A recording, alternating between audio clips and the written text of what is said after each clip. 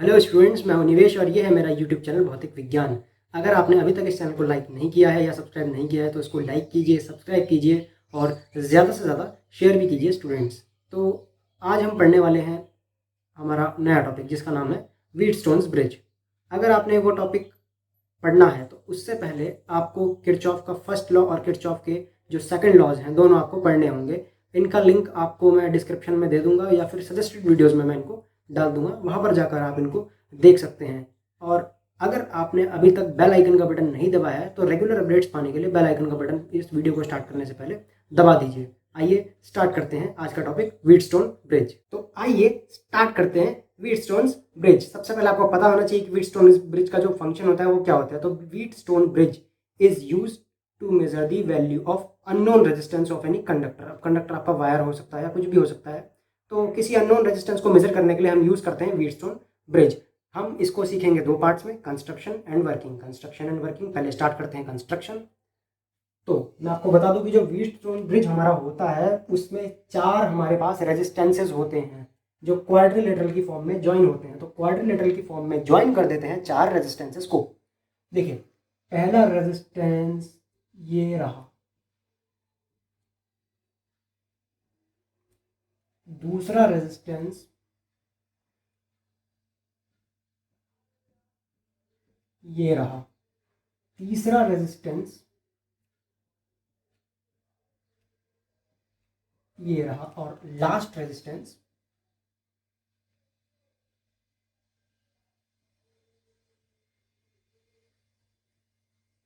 ये रहा हमारा। तो ये चार रेजिस्टेंस हमारे पास होते हैं, पी क्यू आर और एक्स हम इनको नाम देते हैं। तो ये हो गया पी और ये हो गया क्यू। और अब देखिए, हमारी आदत होती है कि पी क्यू ये हो गया, जैसे हम लिखते हैं कि ए, इसको नाम देंगे ए बी, फिर इसको सी, इसको डी, इस तरह से यहाँ पर नहीं होता है। ये पी है, ये क्यू है, ये आर नहीं होगा, ये होगा आर। इसको हम नाम देते हैं आर और इसको हम नाम देते हैं एक्स। देखिए, ये जो P और Q होते हैं ये इसके डिफॉल्ट रेजिस्टेंसेस होते हैं, फिक्स रेजिस्टेंसेस होते हैं। इनको हम कहते हैं रेशियो आर्म्स। P और Q को हम कहते हैं रेशियो आर्म्स और इनकी वैल्यू फिक्स होती है। इनकी जो रेजिस्टेंस होती है वो नॉन होती है, फिक्स होती है। X जो रेजिस्टेंस है वो हमको फाइंड करनी होती है, क्योंकि इसका एप्लीकेशन ही है to find the unknown resistance, the value of unknown resistance. तो वो अननोन रेजिस्टेंस X है यहाँ पर। ये R क्या है? ये R है हमारा रेजिस्टेंस बॉक्स और ये एक वेरिएबल रेजिस्टेंस की तरह काम करता है। ऊपर आप पिक्चर में देख सकते हैं कि किस तरह का ये दिखता है। तो ये जो रेजिस्टेंस बॉक्स है ये हमारा वेरिएबल रेजिस्टर की तरह काम करता है, इसलिए हमने इसको बॉक्स की तरह फॉर्म में बनाया है, क्योंकि इसका नाम ही है रेजिस्टेंस बॉक्स। ये हमारी नॉन रेजिस्टेंस होती है, फिक्स होती है। ये अननोन रेजिस्टेंस होती है, ये वेरिएबल रेजिस्टेंस होती है जो हमें डिसाइड करनी होती है। ये अभी व्हीटस्टोन ब्रिज नहीं बना है। व्हीटस्टोन ब्रिज तब बनेगा जब ये जो दो पॉइंट्स हैं हमारे, पहले हम इनको नाम देते हैं। ये ए, इस पॉइंट को हम नाम देंगे बी, इस पॉइंट को हम नाम देंगे सी, इस वाले को, और इस पॉइंट को हम नाम देंगे डी। ये व्हीटस्टोन ब्रिज तब बनता है जब पॉइंट बी और डी के बीच में एक गैल्वेनोमीटर को हम लगाते हैं। तो इनफैक्ट अभी भी ये व्हीटस्टोन ब्रिज नहीं बना है। व्हीटस्टोन ब्रिज तो ये एक स्पेशल कंडीशन पर कहा जाता है। फिलहाल यही है कंस्ट्रक्शन व्हीटस्टोन ब्रिज का। अभी देखिए, फिजिक्स में तब तक, इलेक्ट्रिक्स में तब तक कुछ पूरा नहीं होता जब तक उसमें करंट सप्लाई नहीं होता। करंट सप्लाई करने के लिए हम यहाँ पर एक बैटरी लगा देते हैं या सेल लगा देते हैं। चलिए बैटरी ही लगा देते हैं और यहाँ पर एक की लगा देते हैं। की मतलब जिस तरह से आपके घर के सर्किट्स में स्विच होता है ऑन ऑफ करने के लिए, उस टाइप का हमने की के यहाँ पर लगा दिया। और EMF इस बैटरी का E है, ठीक है। तो ये हो गया हमारा व्हीटस्टोन ब्रिज का कंस्ट्रक्शन। अब हम समझेंगे इसका वर्किंग। तो आइए समझते हैं इसकी वर्किंग। यहाँ पर एक बैटरी लगी है E। अगर इस E बैटरी को हमें चलाना है तो हमें इस की को ऑन करना होगा। आइए इस की को हम सर्किट से जोड़ देते हैं।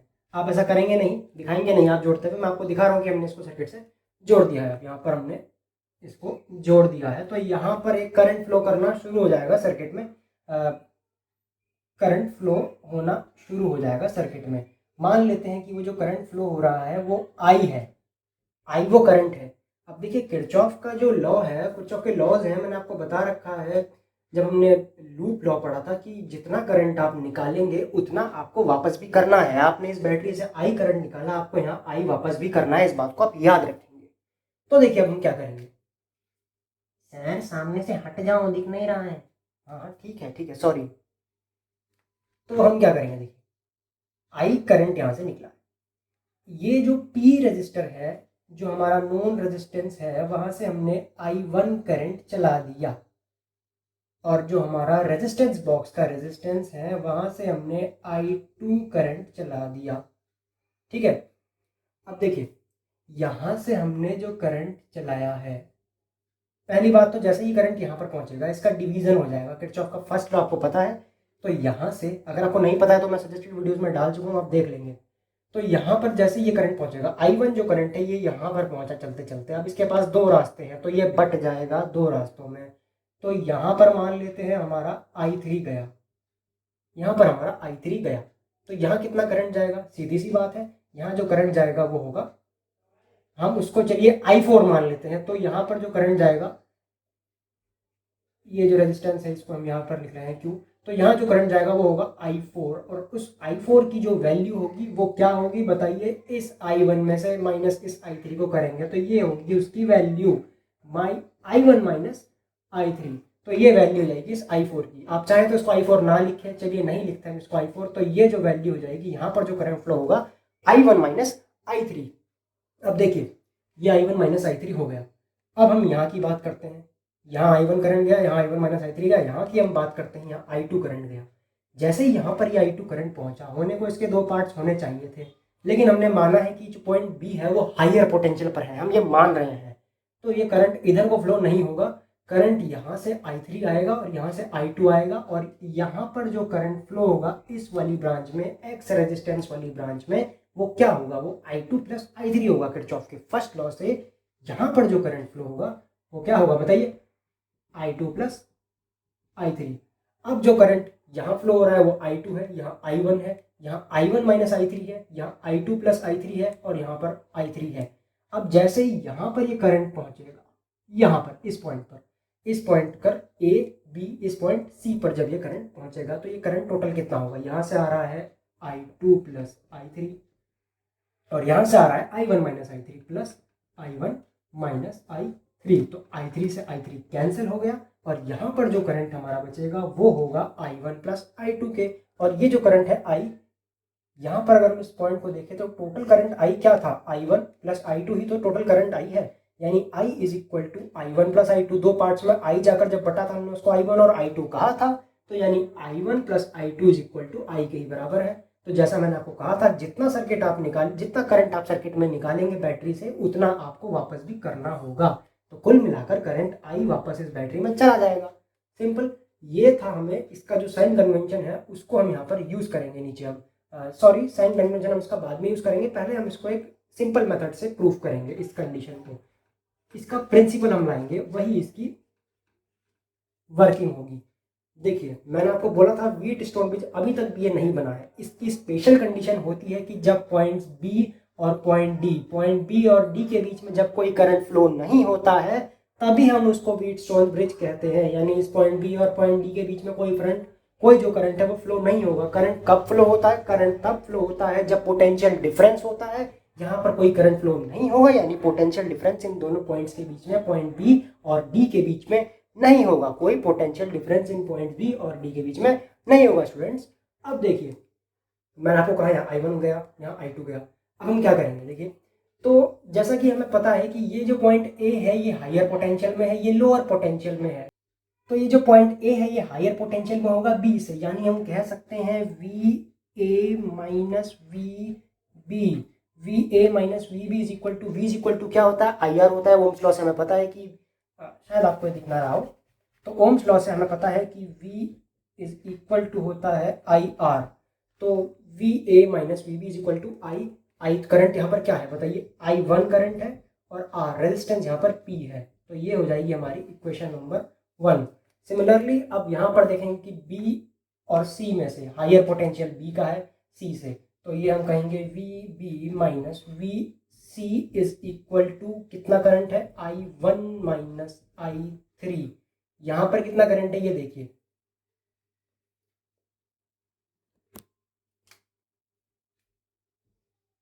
I1 माइनस I3 यहाँ पर करंट है, रेजिस्टेंस क्या है Q, ये हो जाएगी इक्वेशन नंबर 2।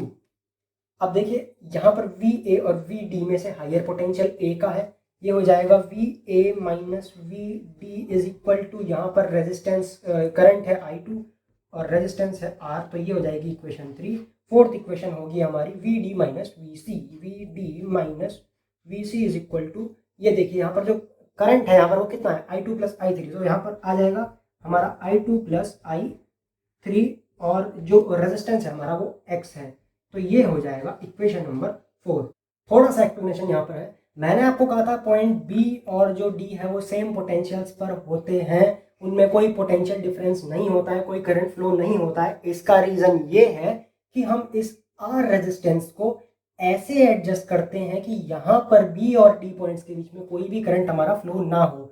रेजिस्टेंस बॉक्स में बहुत सारी रेजिस्टेंस हमारी होती है, तो हम कोई भी ऐसी रेजिस्टेंस, सुटेबल रेजिस्टेंस उठा लेते हैं जिससे इन दोनों पॉइंट्स के बीच में कोई करंट फ्लो नहीं हो। यानी जो गैल्वेनोमीटर, यहाँ पर जो गैल्वेनोमीटर लगा है वो हमारी जो रीडिंग है वो जीरो पॉइंट करे, जीरो की तरफ पॉइंट करे, यानी यहाँ पर कोई करंट फ्लो ना हो। ऐसी हम इस आर की वैल्यू को एडजस्ट करते हैं। तो मान लेते हैं यहाँ पर हम लिखेंगे let there is the value of R for which galvanometer doesn't show any deflection, galvanometer आपका कोई डिफ्लेक्शन नहीं दिखाता है। In that case V B and V D are at same potentials, तो यहाँ पर हम लिखेंगे V B is equal to V D. अब जहां जहां पर आपका वी बी है उसकी जगह आप वी डी रख दीजिए, या फिर वी डी की जगह आप वी बी रख दीजिए। ऐसा नहीं करेंगे कि आप जहां बी है उसकी जगह डी रख दिया आपने और फिर जो आपने जहां डी है उसकी जगह बी रख दिया। ऐसा आप करेंगे तो इसका मतलब ये है कि एक आदमी को आपसे मिलने आपके घर आना था, तो वो आपके घर आ गया और आप उसके घर चले गए और अल्टीमेटली आप नहीं मिल पाए। ऐसा नहीं करना है आपको, या तो वी बी की जगह वी डी रखना है या फिर वी डी की जगह वी बी रखना है। तो हम क्या करेंगे, वी बी की जगह वी डी रख लेते हैं, ठीक है। तो हमने वी बी की जगह वी डी रखा, देखिए तो हम क्या करेंगे, वी बी की जगह वी डी रखेंगे। तो यहाँ पर पहले तो आप वो लाइन ऐड करेंगे जो मैंने मिटा दी है नीचे से, V B is equal to V D. Reason मैं आपको बता चुका हूँ कैसे करेंगे ये। तो V B is equal to V D, यहाँ पर हम वी बी की जगह जब हम नीचे इसको दोबारा लिखेंगे, आपको मिटाना नहीं है, मैं यहाँ पर टाइम ज़्यादा ना लगे इसलिए शॉर्ट कर रहा हूँ। तो वी ए, अब हम यहाँ पर बी था तो वी डी लिख देंगे, ठीक है। और इसी तरह से यहाँ पर हमारा वी बी है, तो हमने कहा कि बी की जगह हमने डी लिखा है तो बस यहाँ भी वी डी हम कर देंगे। अब हम यहाँ देख सकते हैं कि ये जो इक्वेशन है हमारी, ये वाली और ये वाली, इनकी एल एच एस सेम है, तो यानी इनकी आर एच एस भी सेम होगी, ठीक है।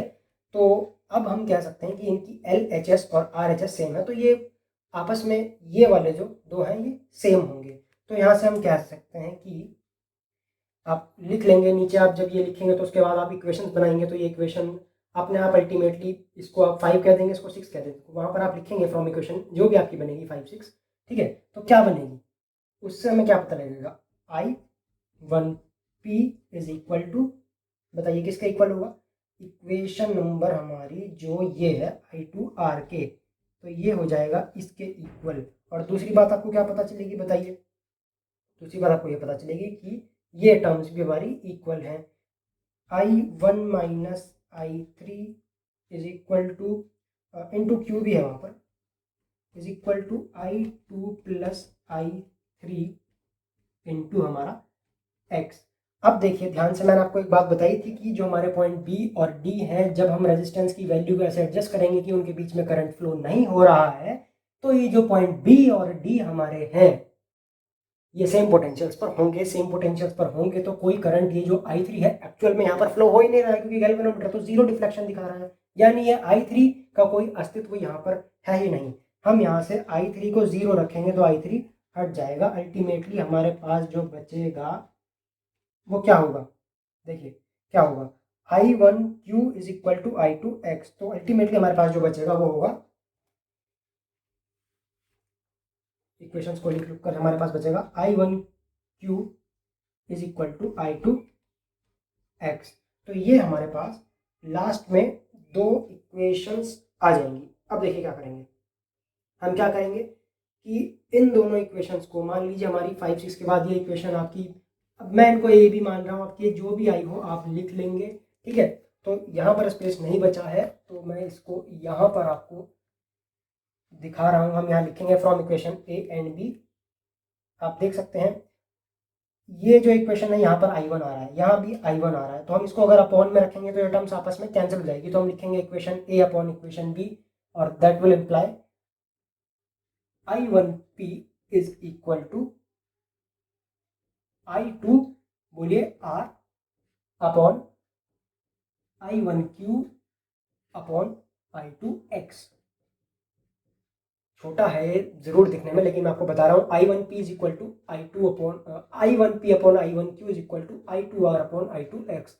I1 से I1 हमारा कैंसिल, I2 से I2 हमारा cancel, P upon Q is equal to R upon X, और यही है हमारा, आप लिखेंगे this is the principle of Wheatstone's bridge. यही है प्रिंसिपल व्हीटस्टोन ब्रिज का। P और Q की वैल्यू आपको पता होगी, R की वैल्यू आप खुद एडजस्ट करेंगे, और X जो अननोन रेजिस्टेंस है इस तरह से उसकी वैल्यू आपके पास आ जाएगी। यही होता है हमारा व्हीटस्टोन ब्रिज का जो प्रिंसिपल है वो। तो ये आपने देखा व्हीटस्टोन ब्रिज का प्रिंसिपल जो नॉर्मल मेथड से हमने डिराइव किया है। तो आप यहाँ पर ध्यान देंगे P और Q की वैल्यू आपके पास होगी, R आप एडजस्ट करेंगे और X की वैल्यू आपको मिल जाएगी, और इसको हम कहते हैं प्रिंसिपल ऑफ व्हीटस्टोन ब्रिज। ये नॉर्मल मेथड से था। अब एक बार आपको मैं किरचॉफ लॉ से भी, किरचॉफ का सेकंड लॉ जो है उससे भी इसको करके दिखाता हूँ। अब जो हमारा टॉपिक है ये है to derive the condition of balanced Wheatstone bridge by using Kirchhoff's laws. तो किरचॉफ का जो सेकंड लॉ है उसको यूज करके हम ये करेंगे। तो हमारी जो कंडीशन आई थी P upon Q is equal to R upon X, वो कंडीशन होती है बैलेंस्ड व्हीटस्टोन ब्रिज की कंडीशन। तो व्हीटस्टोन ब्रिज की जो कंडीशन हमने निकाली थी वो क्या थी, P upon Q is equal to R upon X। ये हमें लाना है किरचॉफ लॉ का यूज करके। पहली बात तो मैं आपको बता देता हूँ, ये व्हीटस्टोन ब्रिज की बैलेंस जो व्हीटस्टोन ब्रिज है उसकी कंडीशन होती है, और व्हीटस्टोन ब्रिज आपका सबसे ज्यादा सेंसिटिव यानी सबसे ज्यादा प्योर वैल्यू आपको, जो सही वैल्यू आपको तब देगा जब ये P upon Q is equal to R upon X जो है ये सेम ऑर्डर के हमारे होंगे। P Q R और X हमारे सेम ऑर्डर के होंगे, तब हमें इसकी बेस्ट वैल्यू जो रेजिस्टेंस की है वो हमें मिल जाएगी। तो देखिए किरचॉफ सेकंड लॉ प्रयोग करने के लिए आपको सबसे पहले एक करंट की डायरेक्शन एज्यूम करनी होती है। मान लेते हैं यहाँ पर सबसे पहले आपको लूप लेना होता है, सॉरी। तो ये जो लूप है आपके पास साफ है, दो लूप्स हैं, एक ये loop A B D A, और जो दूसरा लूप आपके पास है वो है B C D B। तो दो लूप्स आपके पास यहाँ पर हो गए। सबसे पहली बात हम इस लूप पर करेंगे, तो हम यहाँ लिखेंगे in loop A B D A। आप सजा अपना आप लीजिएगा, मैं आपको बस समझा रहा हूँ। तो हम मान लेते हैं कि यहाँ पर इस डायरेक्शन में करंट फ्लो हो रहा है, इस डायरेक्शन में यहाँ करंट फ्लो हो रहा है। तो देखिए क्या करेंगे, यहाँ पर देखिए कि क्या करेंगे हम, ये जो सबसे पहले हमारे पास करंट है I1, और ये जो हमने एज्यूम किया है करंट उसकी डायरेक्शन सेम है, तो साइन आएगा माइनस साइन। तो किरचॉफ के पहले लॉ से यहाँ पर आ जाएगा, जब सेम डायरेक्शन है तो माइनस I1, और ये जो है रजिस्टर P माइनस माइनस या प्लस अभी डिसाइड नहीं होगा, माइनस या प्लस तब डिसाइड होगा। अब देखिए दूसरी बार ये जो करंट है ये यहाँ से जा रहा है, ये I3 करंट जा रहा है। देखिए गैल्वेनोमीटर का अपना भी रेजिस्टेंस होगा, उस रेजिस्टेंस को हम यहाँ पर G मान लेते हैं। गैल्वेनोमीटर का जो अपना रेजिस्टेंस है वो G है। अब देखिए करंट की डायरेक्शन और यहाँ पर ये एरो की डायरेक्शन सेम हो रही है, हमारा जो एज्यूम करंट है उसकी डायरेक्शन सेम है। एक बार फिर हमारे पास माइनस आ जाएगा, माइनस I3 G। गैल्वेनोमीटर का रेजिस्टेंस हमने G मान लिया है, और यहाँ पर जो करंट आ रहा है इस तरफ, इस लूप में A B D A में जो यहाँ पर जो करंट है उसका डायरेक्शन ये है, और यहाँ पर जो हमारा डायरेक्शन है वो एज्यूम्ड अपोजिट है, तो प्लस साइन आएगा, plus I2 into resistance, I2 into resistance R is equal to, देखिए जो EMF होता है इस लूप में जितना EMF होगा वो यहाँ पर इक्वल में आएगा, बट यहाँ पर कोई बैटरी कनेक्ट नहीं है इस लूप में। देखिए ये नहीं, मेन बैटरी नहीं, इस लूप में कोई बैटरी कनेक्ट नहीं है, तो जीरो। सिमिलरली इस लूप की बात करें हम, कहीं भी करंट मान लीजिए इसी डायरेक्शन में करंट है, आपको शायद ये क्लियर नहीं हुआ होगा, तो हम ये कहते हैं कि अब इसको थोड़ा यहाँ बड़ा बना लेते हैं। यहाँ पर अगर आपको क्लियर दिख ना रहा हो तो इस डायरेक्शन में हमने मान लिया है कि करंट ट्रेवल कर रहा है, हमने अज्यूम कर लिया है कुछ इस तरह से। बी, हम किसकी बात कर रहे हैं, बी, डी नहीं, B, B C D B की, loop B C D B की। BCDB लूप में देखिए क्या होगा, करंट जो जा रहा है वो I1 माइनस I3 है, तो ये हो गया करंट I1 माइनस I3 इनटू रेजिस्टेंस कितना है, Q रेजिस्टेंस यहाँ पर इसका है। अब देखिए अभी मैंने यहाँ पर साइन प्लस माइनस कुछ नहीं लगाया, ये डिपेंड किस पर करेगा, डायरेक्शन पर।